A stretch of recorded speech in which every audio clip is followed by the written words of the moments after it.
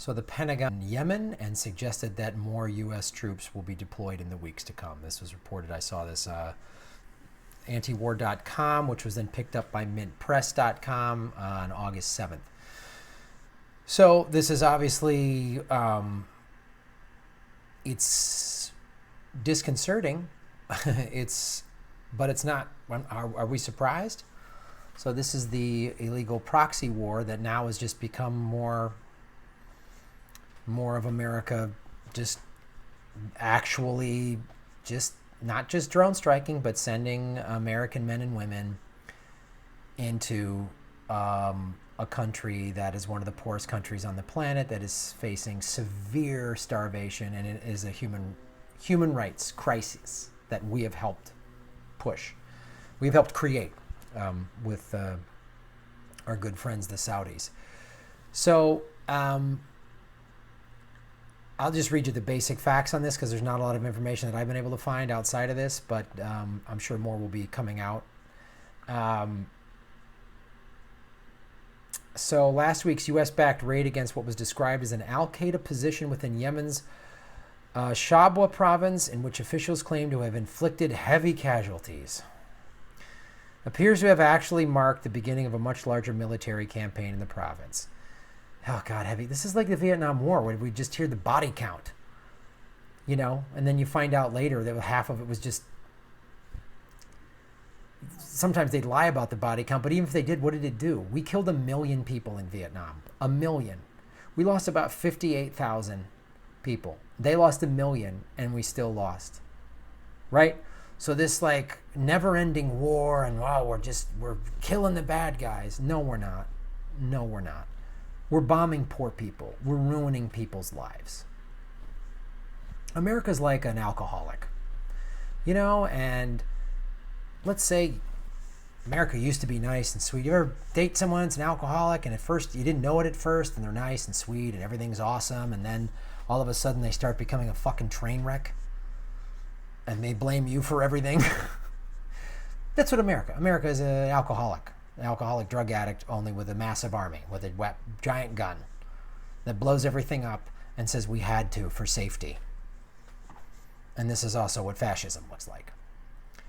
So with U.S. troops now confirmed to be on the ground, working with the UAE forces and leading the campaign, some 2,000 fighters, mostly UAE-hired mercenary fighters from the region, are massing for what is being called a clearing operation. Search and destroy. That was a fun thing we did in Vietnam. The goal of this operation appears to be an outright purge of the Shabwa province of all fighters from al-Qaeda in the Arabian Peninsula. Such a campaign would likely be long and involve a lot of fighting, as the Arabian Peninsula has a large presence around the area for several years. Al-Qaeda in the Arabian Peninsula, AQAP, has had a large presence in the area for several years. Oh, and these are what the Pentagon says. This is how the Pentagon talks about it. This next thing from the Pentagon might sound a little weird. The exact scope of the direct U.S. military involvement is unclear. Though the Pentagon confirmed Friday that U.S. Special Forces are on the ground in the area in an advisory role, and suggest it was likely that more U.S. troops will be deployed in the weeks to come. Of course they don't know, because this is never-ending war. So Bush, after 9/11, used the Patriot Act to allow the president to go into war without congressional approval. He did that. Got us into the illegal war in Iraq, which was about bullshit weapons of mass destruction. It was not about that, obviously. And then Obama exploited that. He kept a campaign promise, I'm going to pull us out of Iraq. He did, and then took us from 2 wars to 7. One of them was Yemen. This is the one that Chelsea Manning uncovered in her whistleblowing that put her in prison for 7 years by President Obama. Trump, now demagogue, fascist, wingnut, is now in charge. I remember talking to an Army vet that served in Iraq that I know prior to the election, and he was like, God, he was like, I can't vote for Hillary. I'm going to probably vote. He lives in Texas, and he's like, if I voted he lived in a swing state, I might vote for Hillary just to stop Trump, because I was, he was like, I'm scared of Trump. He goes, but Hillary, oh man, she's bombs more people before breakfast than anyone when she was Secretary of State. And I said a similar thing. I'm like, I'm in California, so, foregone conclusion, Hillary's going to win that.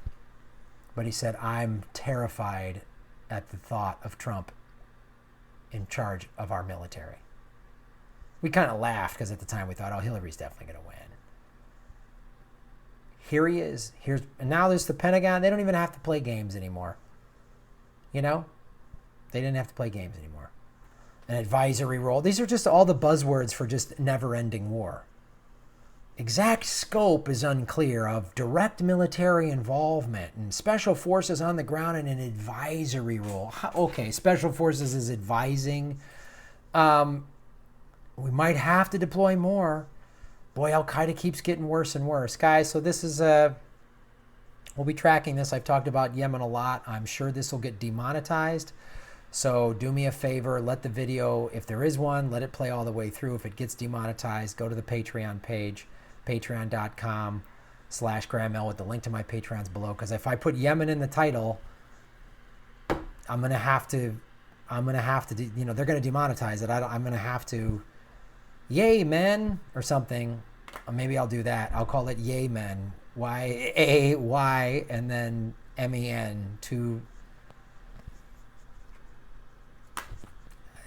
I don't know what else to say, how else to do this, but I gotta report this, and I know they're gonna demonetize it, but fuck. We're not shocked.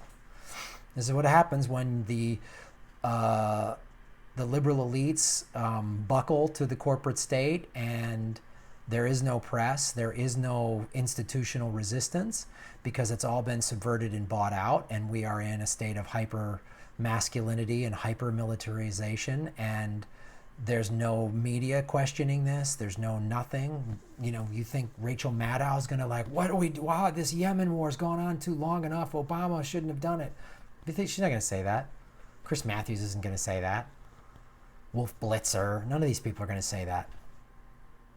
So there's always an enemy. There's always a bad guy. We always got to blow them up, because they're going to it's making America safer by blowing up poor people and creating a humanitarian crisis. Thanks for watching The Political Vigilante. My name is Graham Elwood.